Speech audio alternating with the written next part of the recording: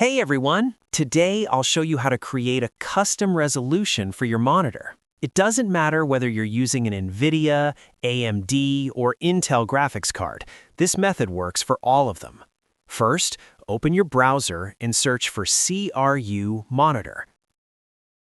Open the appropriate link and download the software. Once it's downloaded, go to your Downloads folder and extract the files using WinRAR or any extraction tool you prefer. Now, open the CRU software. Follow along carefully. This is where the main steps begin. Go to the Extension Block section, click on CTA, and then hit Edit at the bottom. From here, you can remove any resolutions you don't need. Next, select your current resolution and click Edit. Press Copy, then close the edit window.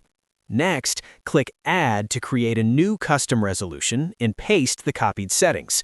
From the drop-down menu, choose CVT Standard, then enter your desired resolution. For example, I'll use 1720 by 1080 for a stretch display.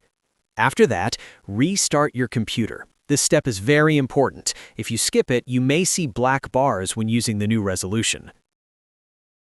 Once your system restarts, go to Display Settings, then Advanced Display Settings, and open Display Adapter Properties. Click on List All Modes, select the resolution you just created, and apply it.